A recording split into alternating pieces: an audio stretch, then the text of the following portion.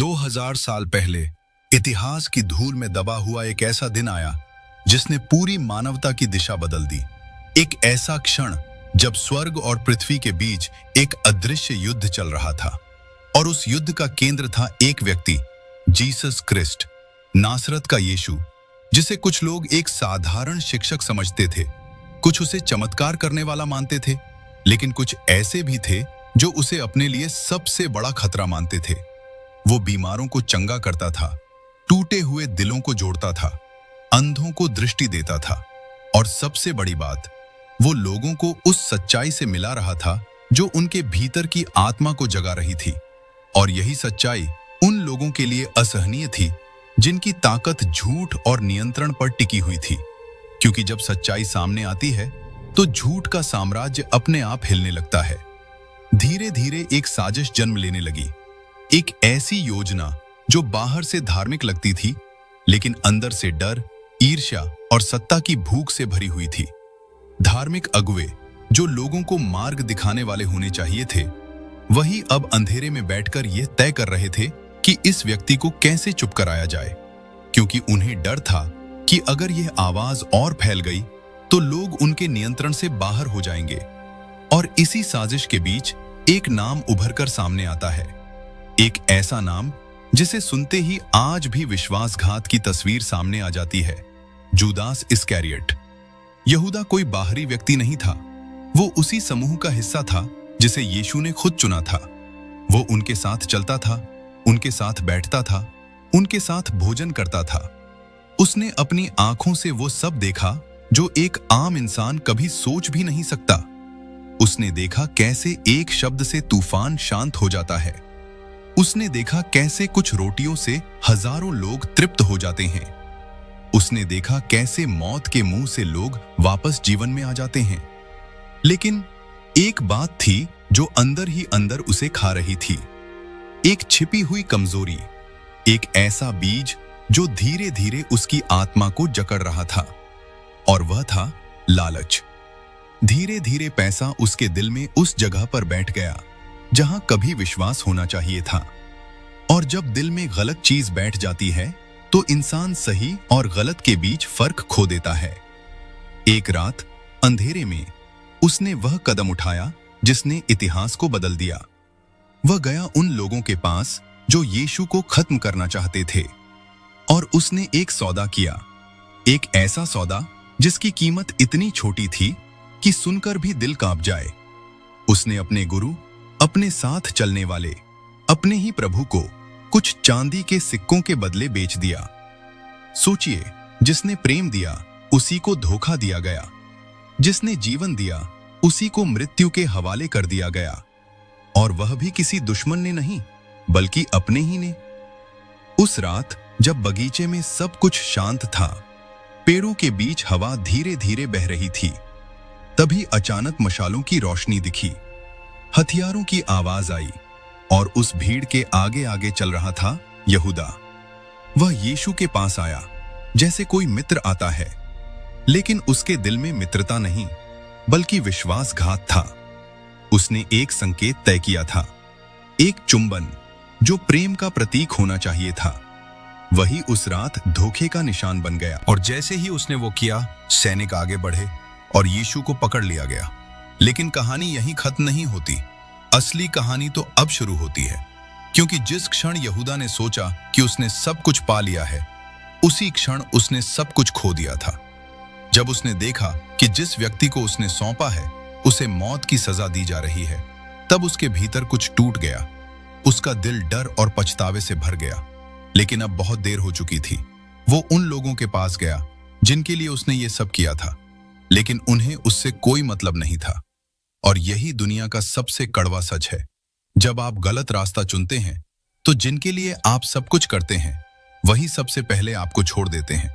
वो अकेला रह गया, पूरी तरह टूटा हुआ, अपने ही अपराध के बोझ के नीचे दबा हुआ। और अंत में उसने एक ऐसा रास्ता चुना जो और भी अंधकारमय था।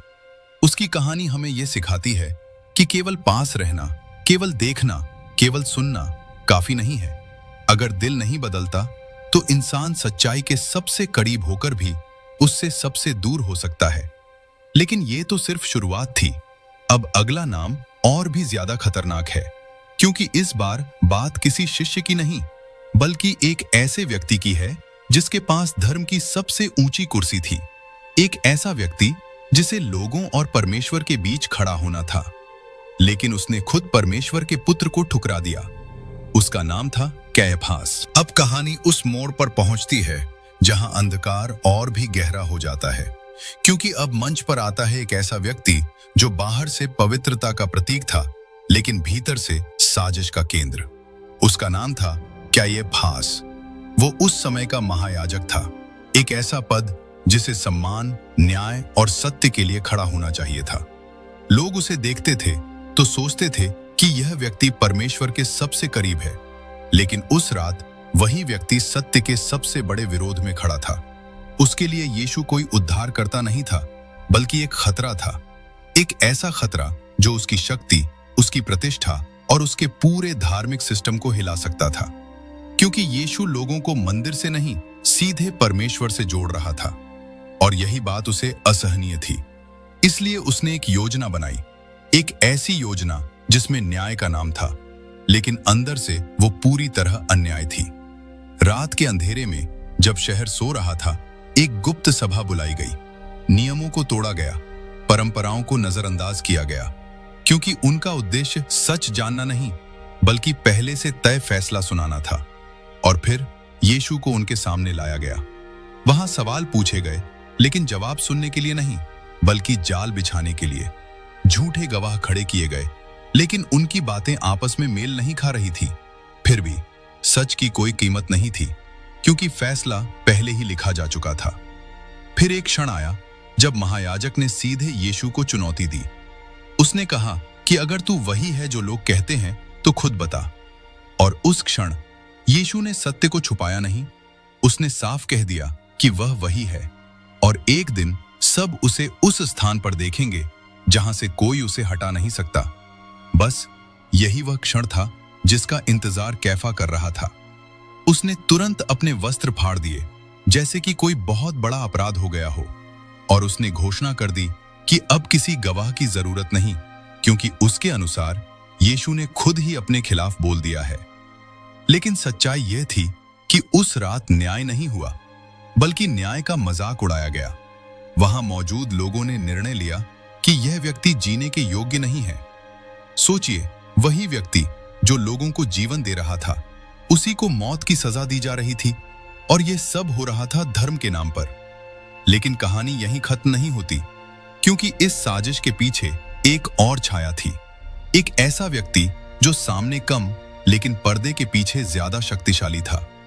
उसका नाम था अन्नास, हन्ना, एक समय का महायाजक, जिसने भले ही अपना पद खो दिया था, लेकिन अपनी शक्ति नहीं। उसका प्रभाव इतना गहरा था कि असली फैसले वही करता था, और कैफा केवल उसका चेहरा था। जब यीशु को पकड़ा गया तो उसे सीधे कैफा के पास नहीं ले जाया गया। पहले उसे हन्ना के पास लाया गया, क्योंकि असली पूछताछ वही करना चाहता था। वह जानना चाहता था यीशु क्या सिखाता है, उसके अनुयायी कौन हैं, और कैसे उसे फंसाया जा सकता है। लेकिन यीशु ने कोई छिपी हुई बात नहीं बताई। उसने साफ कहा कि जो कुछ उसने कहा है वो सबके सामने कहा है, कुछ भी छुपा हुआ नहीं है। यह जवाब हन्ना को पसंद नहीं आया, क्योंकि जब कोई व्यक्ति सच्चाई के साथ खड़ा होता है तो झूठ के पास कोई हथियार नहीं बचता। इसलिए उसने यीशु को आगे भेज दिया, ताकि बाकी लोग उसे और घेर सकें। ये पूरी प्रक्रिया, ये पूरी रात, ये दिखा रही थी कि कैसे सत्ता जब गलत हाथों में चली जाती है तो वो सत्य को दबाने का सबसे बड़ा साधन बन जाती है। लेकिन इतिहास यहीं रुकता नहीं। समय बीतता है, और वही लोग जो उस रात खुद को सबसे शक्तिशाली समझ रहे थे, धीरे धीरे अपनी शक्ति खोने लगते हैं। कहते हैं कुछ ही वर्षों में कैफास को उसके पद से हटा दिया गया। जो कभी सबसे ऊंची कुर्सी पर बैठा था, वो अचानक सामान्य हो गया।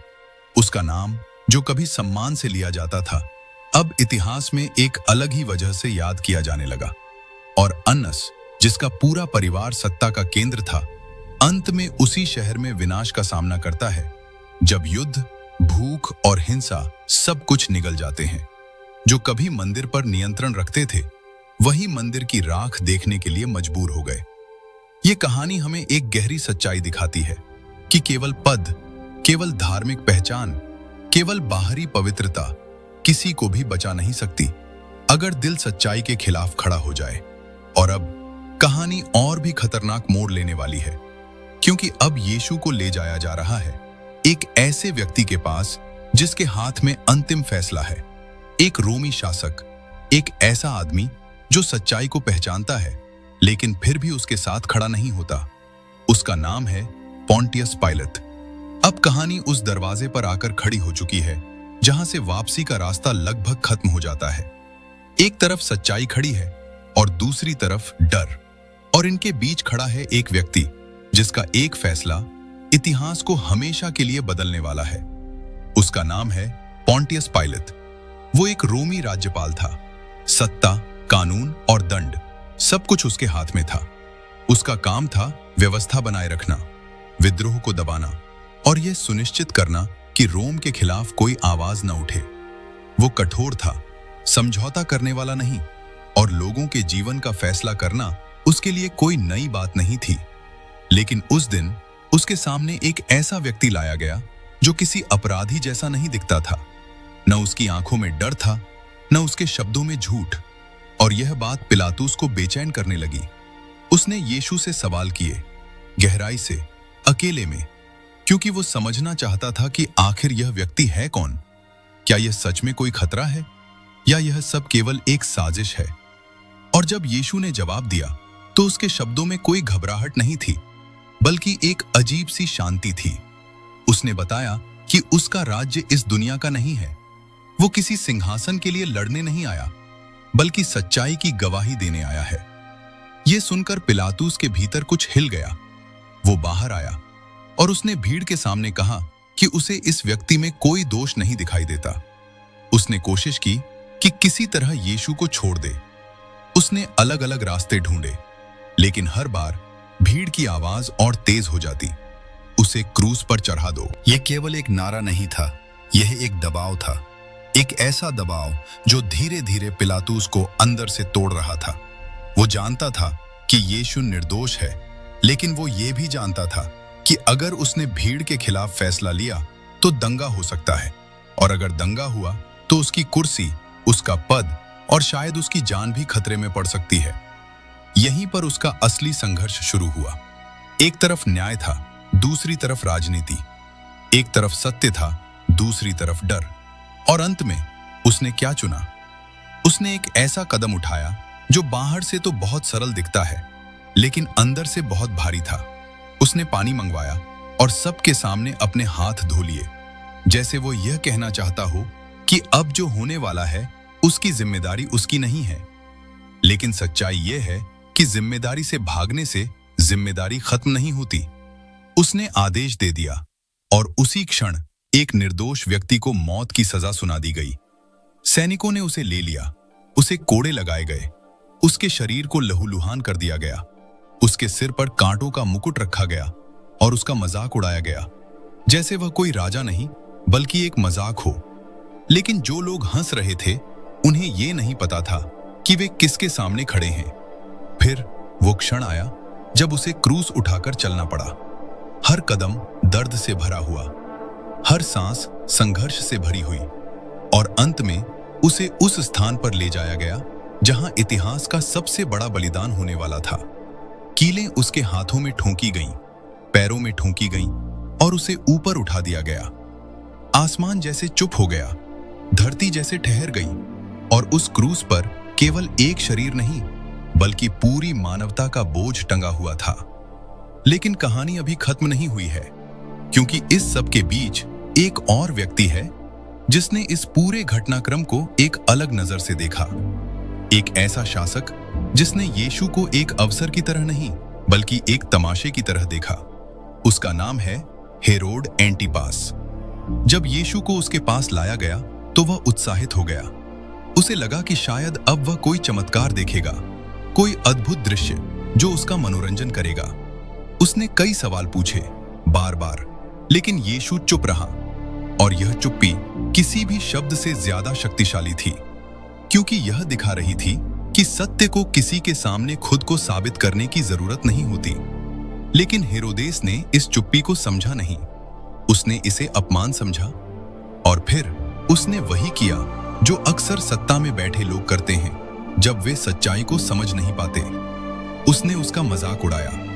उसने उसे एक चमकीला वस्त्र पहनाया जैसे किसी नकली राजा को पहनाया जाता है और अपने सैनिकों के साथ मिलकर उसका उपहास किया और फिर उसे वापस भेज दिया जैसे कि यह सब केवल एक खेल था।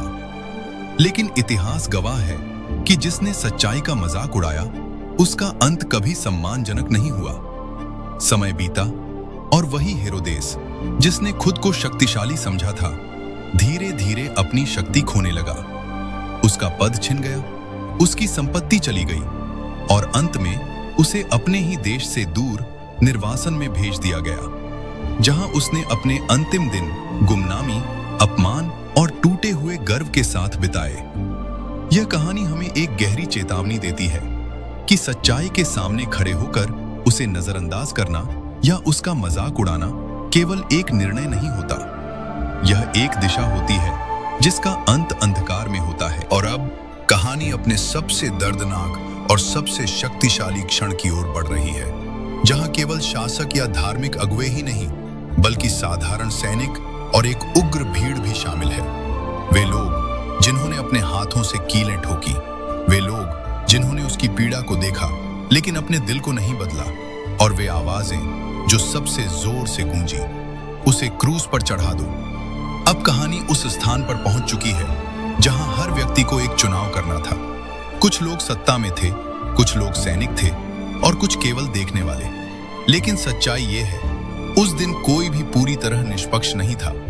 रोमी सैनिक जिनका काम आदेश मानना था, उन्होंने वही किया जो उन्हें कहा गया। उनके लिए यह एक और दंड की प्रक्रिया थी, एक और दिन, एक और कैदी। लेकिन उन्हें यह नहीं पता था कि जिस व्यक्ति को वे उस स्थान तक ले जा रहे हैं वो कोई साधारण व्यक्ति नहीं है। उन्होंने उसे एक ऐसे रूप में प्रस्तुत किया जो उपहास का प्रतीक बन गया, जैसे कोई राजा हो लेकिन सम्मान के बिना। यह एक ऐसा दृश्य था जहां बाहरी तौर पर सब कुछ नियंत्रण में दिख रहा था, लेकिन अंदर ही अंदर एक बहुत बड़ा आत्मिक सत्य पूरा हो रहा था। और फिर वह क्षण आया जब उसे उस क्रूस पर चढ़ाया गया। यह केवल एक शारीरिक घटना नहीं थी, यह एक ऐसा क्षण था जहां मानवता का इतिहास बदल रहा था, जहां अन्याय और दया दोनों एक साथ दिखाई दे रहे थे। नीचे खड़ी भीड़ अलग अलग भावनाओं से भरी हुई थी। कुछ लोग भ्रमित थे, कुछ प्रभावित थे और कुछ ऐसे भी थे जो केवल भीड़ के साथ बह रहे थे। जब उन्हें अवसर मिला कि वे एक चुनाव करें, तो उन्होंने उस व्यक्ति को नहीं चुना जो उन्हें सत्य सिखा रहा था, बल्कि उन्होंने एक ऐसे व्यक्ति को चुना जो उनके जैसा था। और यही भीड़ की सबसे बड़ी सच्चाई है। कई बार लोग सत्य को इसलिए नहीं ठुकराते क्योंकि वह गलत है, बल्कि इसलिए क्योंकि वह उन्हें बदलने के लिए कहता है। उनकी आवाजें तेज हो गईं और अंत में उनका निर्णय स्पष्ट था। लेकिन वे नहीं जानते थे कि उनका यह चुनाव केवल उस दिन तक सीमित नहीं रहेगा। इसका प्रभाव आने वाले समय में दिखाई देगा। साल बीत गए और फिर इतिहास ने एक नया मोड़ लिया। वही शहर जिसने उस दिन निर्णय लिया था, वही शहर एक कठिन समय से गुजरा। जब रोमी शासन के साथ तनाव बढ़ा तो संघर्ष की स्थिति बनी और अंत में शहर ने एक गहरा संकट देखा। उस समय नेतृत्व कर रहा था टाइटस और शहर धीरे धीरे एक घेराव की स्थिति में आ गया। यह समय आसान नहीं था। लोगों को कठिनाइयों का सामना करना पड़ा। व्यवस्था टूट गई और वह स्थान जो कभी शांति और विश्वास का केंद्र था, एक बड़े बदलाव से गुजरा। इतिहास हमें यह दिखाता है कि जब समाज सच्चाई से दूर जाता है तो उसके परिणाम केवल व्यक्तिगत नहीं बल्कि सामूहिक भी होते हैं। लेकिन इस पूरी कहानी में एक बात कभी नहीं बदलती। क्रूस केवल निर्णय का प्रतीक नहीं है, वह आशा का भी प्रतीक है, क्योंकि उसी स्थान पर जहां लोगों ने अस्वीकार किया, वहीं से एक नया मार्ग भी खुला। एक ऐसा मार्ग जो केवल न्याय की बात नहीं करता बल्कि दया की भी बात करता है। और यही इस कहानी का सबसे गहरा संदेश है कि चाहे परिस्थितियां कितनी भी कठिन क्यों न हों, सत्य, अंत में अपना रास्ता बना ही लेता है। अब जब हम इस पूरी कहानी के अंत पर खड़े हैं, एक बात बिल्कुल साफ हो जाती है। यह कहानी केवल इतिहास की नहीं है, ये हर उस व्यक्ति की कहानी है जो सच्चाई के सामने खड़ा होता है। हमने देखा जूडस इस्करियोट जो पास था लेकिन दिल से दूर हो गया, कायाफस जिसके पास पद था लेकिन सत्य नहीं, अन्नस जिसके पास प्रभाव था लेकिन पहचान नहीं, पोंटियस पायलट जिसने सच्चाई को देखा लेकिन डर को चुना, हेरोड अंटिपस जिसने अवसर पाया लेकिन उसे मजाक बना दिया, और फिर वे सैनिक और वो भीड़ जो सब कुछ देख रहे थे लेकिन फिर भी सच्चाई को पहचान नहीं पाए। इन सब की कहानियां अलग हैं लेकिन उनका परिणाम एक जैसा है, क्योंकि अंत में हर व्यक्ति ने एक चुनाव किया, और यही इस कहानी का सबसे गहरा सच है। सच्चाई के सामने खड़े होकर चुप रहना भी एक निर्णय है, मुंह मोड़ लेना भी एक निर्णय है, और उसे ठुकरा देना सबसे बड़ा निर्णय है। लेकिन इस पूरी कहानी में एक और पात्र है जो कभी नहीं बदला, वो है जीसस क्रिस्ट। जब सबने उसे छोड़ा वो फिर भी प्रेम करता रहा, जब उसका अपमान हुआ वो फिर भी शांत रहा, जब उसे ठुकराया गया वो फिर भी दया करता रहा, और सबसे आश्चर्य की बात, जब वह उस क्रूस पर था जहां से कोई भी केवल अपने दर्द के बारे में सोचता, वहीं उसने दूसरों के लिए सोचा। उसने उन लोगों के लिए भी दया मांगी जो उसके खिलाफ खड़े थे। सोचिए, ये केवल एक व्यक्ति नहीं, यह एक ऐसा प्रेम है जो इंसानी समझ से परे है, और यही इस कहानी की सबसे बड़ी ताकत है, क्योंकि क्रूस केवल यह नहीं दिखाता कि इंसान क्या कर सकता है, यह भी दिखाता है कि परमेश्वर कितना प्रेम कर सकता है। अब सवाल यह नहीं है कि उन लोगों का क्या हुआ, सवाल यह है आप क्या करेंगे। जब सच्चाई आपके सामने आएगी, जब आपके दिल के अंदर एक आवाज उठेगी, जब आपको पता चलेगा कि यह केवल एक कहानी नहीं बल्कि एक सच्चाई है, तब आपका निर्णय क्या होगा? क्या आप भीड़ के साथ चलेंगे? क्या आप डर के कारण चुप रहेंगे? क्या आप इसे टाल देंगे, कभी बाद में कहकर? या क्या आप उस सच्चाई को स्वीकार करेंगे जो आपको बदल सकती है, जो आपको नया जीवन दे सकती है? क्योंकि एक दिन हम सबको उस स्थान पर खड़ा होना है जहां कोई बहाना नहीं चलेगा, जहां केवल एक ही चीज मायने रखेगी, हमारा निर्णय। लेकिन आज अभी भी अवसर है, आज अभी भी दया खुली है, आज अभी भी वह आवाज आपको बुला रही है कि आप लौट आएं, कि आप उस प्रेम को स्वीकार करें जो बिना शर्त के दिया गया है। और याद रखिए, न्याय निश्चित है, लेकिन दया भी उतनी ही निश्चित है उनके लिए जो सच्चे दिल से लौट आते हैं। अगर यह संदेश आपके दिल को छू गया है तो इसे अपने तक मत रखिए, इसे शेयर कीजिए ताकि और लोग भी इस सच्चाई को जान सकें। और अगर आप ऐसी ही गहरी सच्चाई से भरी कहानियां सुनना चाहते हैं तो चैनल को सब्सक्राइब करना न भूलें, क्योंकि यहां हम केवल कहानियां नहीं बताते, हम सच्चाई को सामने लाते हैं। शालोम, अगले वीडियो में मिलते हैं।